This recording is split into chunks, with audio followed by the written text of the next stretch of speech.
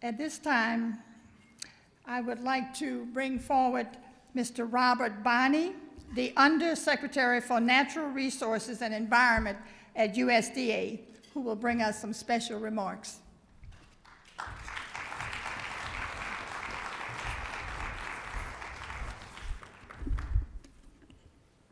It's an honor to be with you all this evening. Cornelius, thank you for the invitation.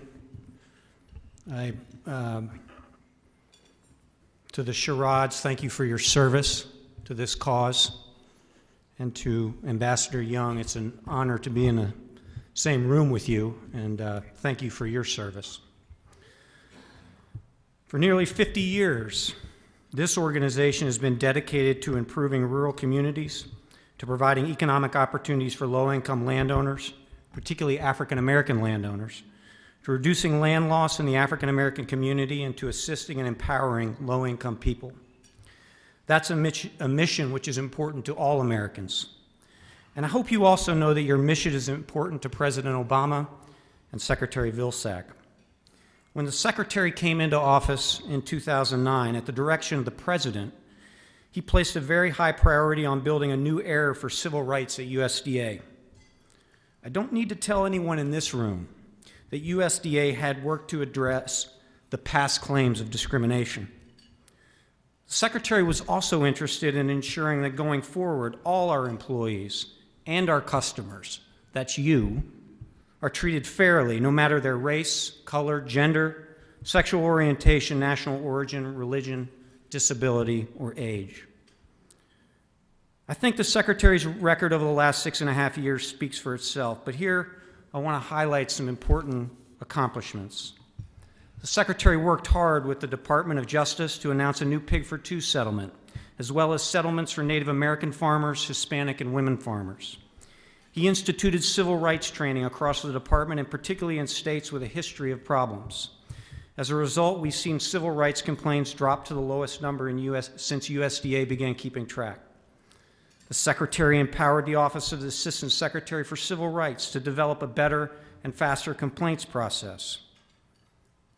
And recognizing that 85% of America's poorest counties are in rural areas, he established our Strike Force initiative to target resources to these counties.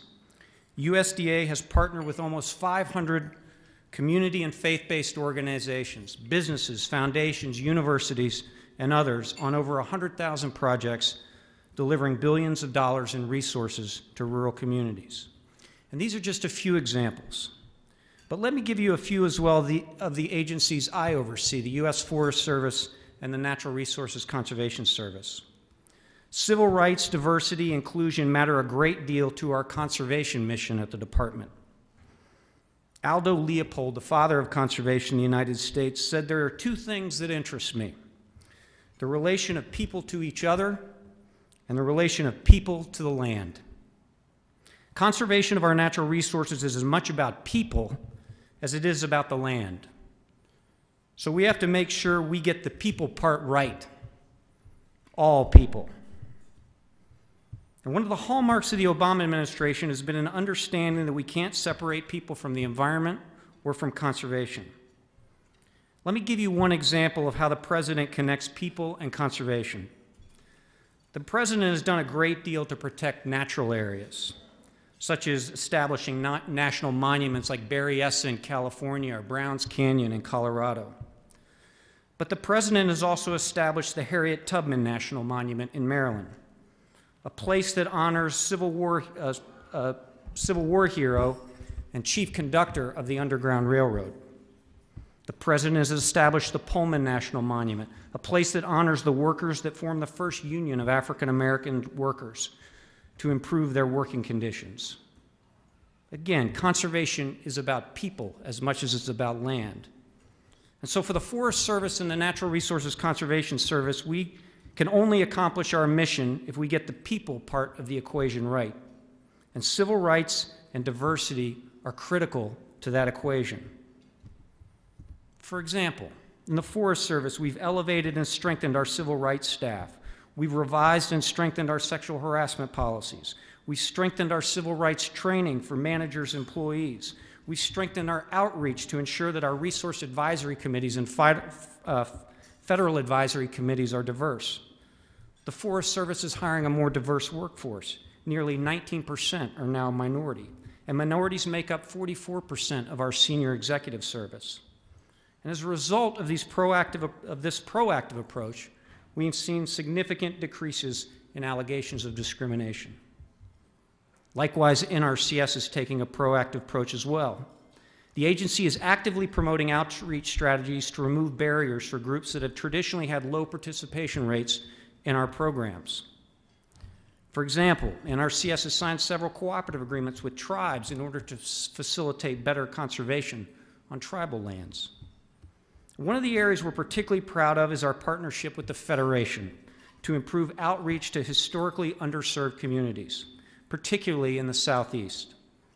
Together, we're providing valuable information on new agricultural technologies and practices and improving trust and relationships so that we can better deliver technical and financial assistance. NRCS is also looking for opportunities to partner in urban communities. Here, too, our partnership with the Federation is critical. Our work together on the Cleveland, Ohio Seasonal High Tunnel Project is providing NRCS resources to urban farmers, expanding access to affordable, fresh, and local food in urban communities, and stimulating economic development.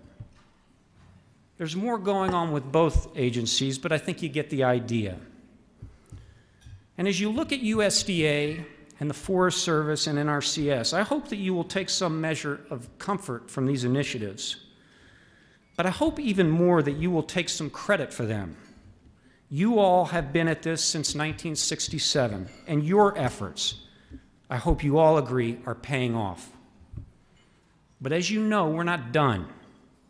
I had a reverend in high school, and he would always say that he was always thankful but never satisfied. And I suspect that's how many of you feel. And I think the President and the Secretary probably feel the same way. And I don't know if you all have been watching the President, but I'm not sure he's very good at this whole lame duck thing. The President said last November that we are entering the fourth quarter, and really important things happen in the fourth quarter. So we've got more work to do. And one of the issues that I know is most important to you is making sure that African American families can continue to own farms, ranches, can continue to practice forestry on their family lands. And as America becomes more and more diverse, we need diverse landowners. We need African Americans, Hispanics, Native Americans, and others to maintain their connection to the land. It's important both for conserving rural lands, but also in ensuring that conservation remains important to all Americans. Again, it's about both people and natural resources. The Secretary has become particularly interested in looking in the questions of land tenure. With an aging population of farmers, ranchers, and forest owners, it's vital that we understand how we maintain our working lands for the benefit of families and for the benefit of conservation of our natural resources. Cornelius has provided very valuable insight to the Beginning Farmer and Rancher Advisory Committee on issues related to land tenure. There's more we can do to address this issue, and the Federation has a critical role to play. Both NRCS and Forest Service are also looking at ways that we can use our programs to conserve African American family lands for the benefit of those families and natural resources. In particular, our hope is to address issues related to heirs' properties so that families can get clear title to their lands, maintain those lands as a source of revenue and family pride for generations to come. Let me point out one project we're working with many of you in South Carolina, a project that began in 2013 with the Center for Heirs Property Preservation, with the U.S. Endowment, Forest Service, NRCS, and many others.